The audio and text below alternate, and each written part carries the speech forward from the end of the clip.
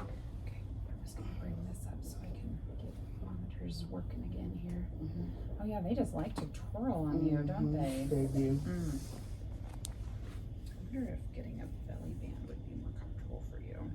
That's what suggested too. Oh, okay.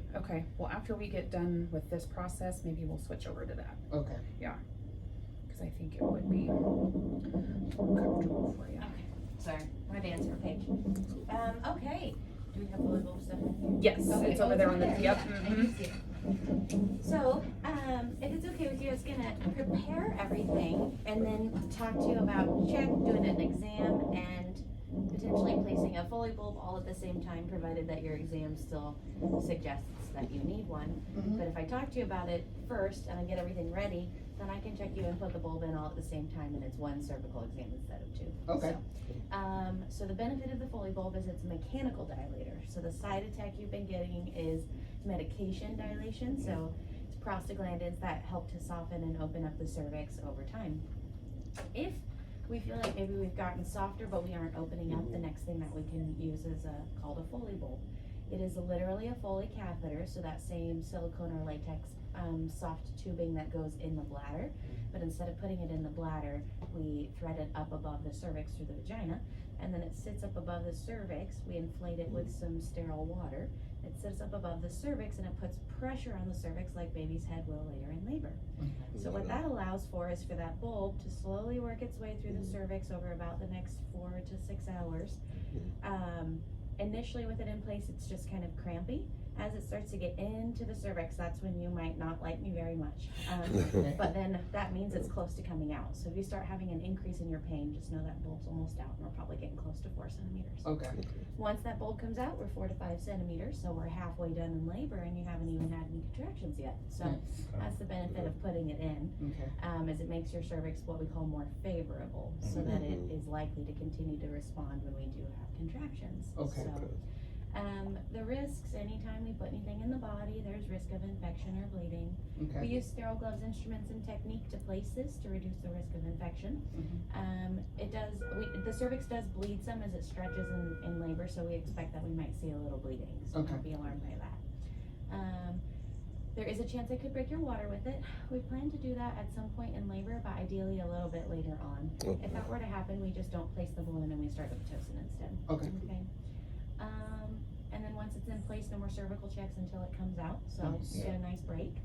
And then usually I'll just turn a little bit of Pitocin on while that bulb's in place. We'll just put it on like 2 and leave it there.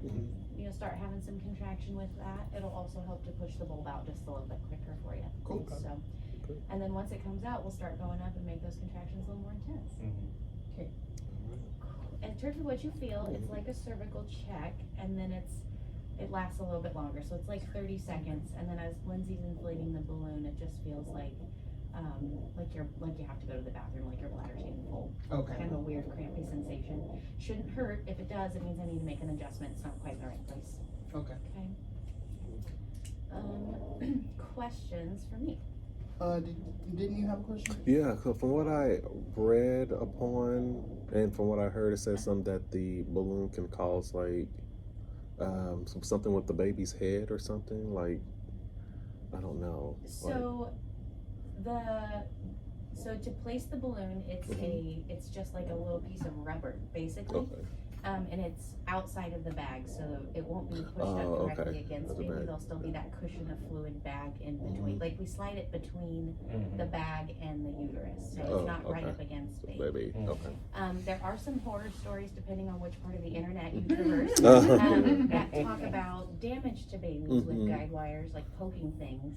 Now I have to use the balloon itself is pretty floppy, so to get it up to your cervix, I have to use a guide wire, but I don't put the wire through the cervix. So as soon as, baby's over here, right? As soon as I get the balloon where I need it, I pull the guide wire back and I just feed the balloon through. So only the rubber part's going inside. That helps to decrease the risk of those things that you're describing. But, and then if it doesn't go in easily, I don't push it in. So that's how we avoid injuries. So, once it's in place, you can get up and walk to the bathroom. You can do pretty much anything you were doing before. I put it in after. You can have Tylenol and Benadryl if it's causing some cramping and you need something extra. If it gets really intense and you are over it and it's not ready to come out yet and you want an epidural, you can have one with it in place even. That's okay. Okay. Just kind of see how it goes and go from there. Okay. Questions about anything I else? think that was it. Are you okay to proceed? Yes. Okay. Alrighty. I'm gonna get everything set up. I might use this little baby bin. Is that okay? I don't think we need one. You want like a Just 2 greens is fine. 2 greens. Yeah. You hear me? I'm gonna make a little table. Oh, you on the phone? I thought you was talking. She's about to do this. Other balloon.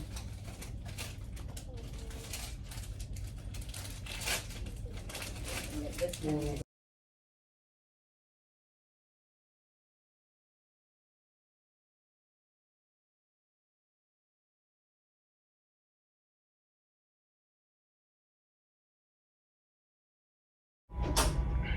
Hey, what's going on, you guys? Got another update on Poppy. He's feeling really, really good right now.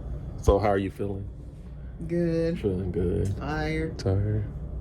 I feel like magic after that epidural. I know. It's okay, so let's walk through the process. So how was that leading up to that, to the epidural? It was crazy. It was pretty really scary. painful. Yeah, it was really painful, you guys. It Super was pretty painful. scary. But we were there. We were there for Poppy and everything like that. Because it seemed like the contraction started before the Pitocin was given, or right doing it? A little bit before. Pitocin increased. Okay, so the Pitocin was given, which increased the contraction. And then the balloon was inserted before the Pitocin? Yeah. Okay. So the balloon was inserted, then the Pitocin, which caused the vomiting. Right? Yep. Okay. And then, yeah, then the pain elevated. And, yeah. Pain elevated. Okay, so it was, we gotta start over. Okay, so contracting lightly, right? Balloon was given. Pitocin was given. Yeah. Pitocin caused the vomiting, Yeah. right? Yeah. Which also elevated the contractions. Yeah. Okay. Which caused an epidural to be needed. Like an hour. An hour in. Okay. So yeah, it was pretty freaky.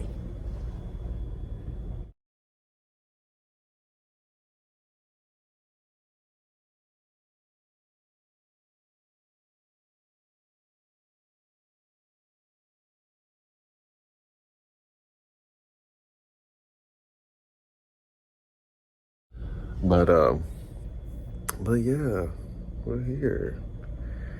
And it's time for a nap to be had. Yeah. Okay. Papa, how you feeling?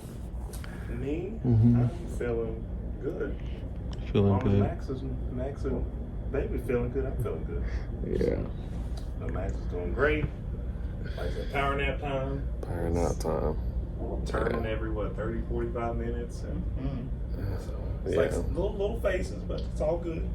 You got a lot of prayers. I've talked to both moms, and they praying, and everything's good. You have people at my job praying. So Yeah. everybody's wanting updates like constant. How's baby? How's baby? Yeah. Because did her heart rate went down a little bit, didn't it? Yeah. A little bit, during okay. the Pressure went epidural. down. Yeah, because of the blood pressure. Yeah. Because of the epidural being had, and you know. Oh. Well, other than that, everything's going well. Max as well, Z as well. It's just a waiting game. So just a waiting game. So.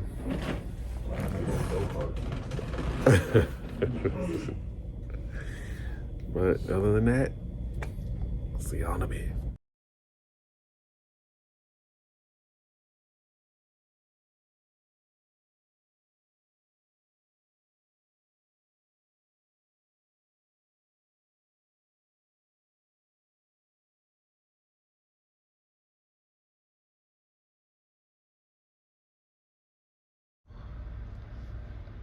So your water just broke and you're now in an elevated position. How do you feel?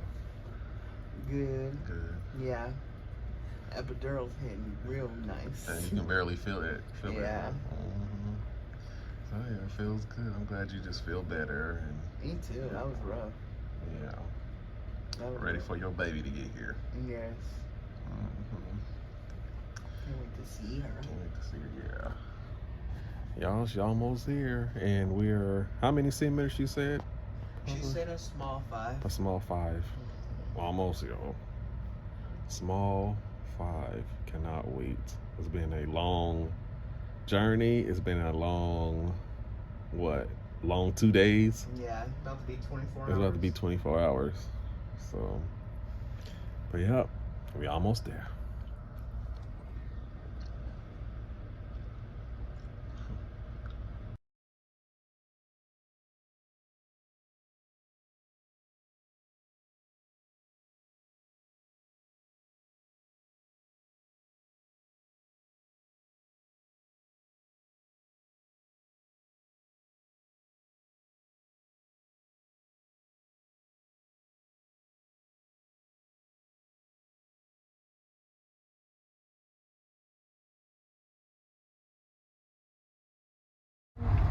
So the monitor on the outside of your belly just measures presence or absence of contractions, so it doesn't tell us exactly how strong they are. Okay. If we put one on the inside, it will tell me exactly how strong they are, which can allow for a couple of things. It can allow us to know if you're on enough Pitocin for your cervix to keep dilating, or if we should be going up on it. It also helps us to trace the contractions. Okay. We've been intermittently having some trouble keeping the contractions on the monitor, and she'll have a couple drops in her heart rate, and then we'll reposition you and they'll stop. But we can't always tell exactly what pattern they are in relation to a contraction. If they're right with a contraction, sometimes that's just that her head's getting squeezed or the cord's getting pushed on, which are normal things that happen in labor, and we just move on with our lives and we're not too worried about that. If they happen after the contraction, sometimes that can be a sign that maybe the placenta is being squeezed a little bit too much and we're not getting enough oxygen during those contractions. So then we sometimes want to back off on that Pitocin, change your position, making sure that your blood pressure is okay, and we're supporting with fluids and all of those things. So knowing what's happening in relation to the contractions can be beneficial. Right now she looks great, and she hasn't done anything naughty for probably the last half an hour. But we are also not tracing those contractions very well, so this will help us to know what to do with your Pitocin. Okay. Anytime we put anything in the body, risks of infection or bleeding, there's a thing here, right? We use sterile gloves and instruments to reduce the risk of infection. Again, the cervix will bleed some in labor as it dilates. The benefits, like we talked about, we know what to do with the Pitocin. Questions about anything? Nope. Are you okay if we put that in? Yeah.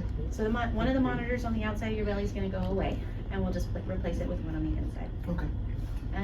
Then we'll add up the strength of your contractions over the next 10 minutes, and we'll know if the contractions are strong enough or not, and how often they're happening in relation to anything funny she might decide to do. So for your side of things, getting into that like cervical chain or that cervical exam position is going to be what we'll need you to do. Okay. Best as you can. Is your butt getting more numb? Yeah. Yeah. But he's still able to move really well. So yeah, That's like the perfect epidural. it if you really can move and is. not move. Yeah. I feel like more pressure. Oh, good. And if you're 9 centimeters, all this goes out the window, and I don't even put that thing in. But there we go. But pressure's good. We get excited when we hear those words. So. Yeah. Okay. Are you okay if I check here? Yeah. Okay. We've got a little bit of touch and pressure.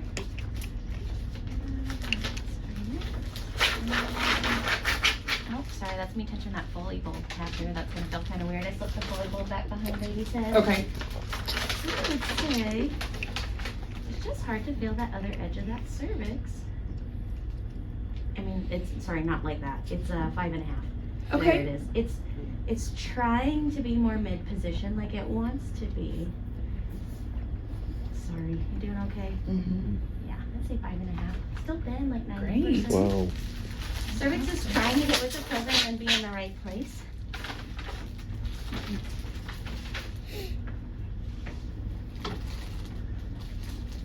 So this monitor is going to be what we get rid of. see what side she's gonna let me put it in on, sorry. She's in charge of where I put this catheter.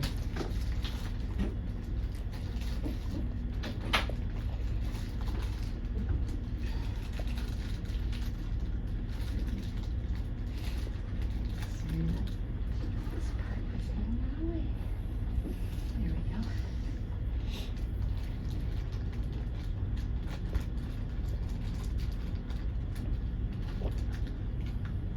Well, sorry. Doing okay? Yep. Sorry, she's letting it go in, but I like it when it slides in like butter, and I don't want to push it. There it goes.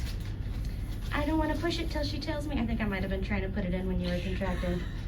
Her little head was like, excuse me. Wow. Oh, sorry. No, it's all right. There we go. Where are their stop lines right there? Perfect. Okay. So we're going to see what our contractions do over the next 10 minutes. It is on his right, Okay. my left. Okay. So telling her where we put that catheter just kind of helps to know if we're laying on that side and the pressures look a little funny. That might be why. Okay. Okay, well, we'll see what happens with your contractions and over the next 10 or 15 minutes, and then go from there. Okay. I'm just gonna wash my hands here. Do you have any questions? No. Okay. Baby's head's a little bit more in the middle instead of being so far back behind that pubic bone, so I think we're finding the right path downward. Okay. Head is very well applied to the cervix, and when I reach for each side, it's stretchy a little bit, so it's kind of doing all the right things to keep advancing. Okay. We'll just see where we're at and go from there. Okay. Okay. All right, we'll get you repositioned, and then if something changes, I'll come back. Okay. All right, thank All you. right. Yes, Thank thank you. you. Alrighty. Okay. Let's go.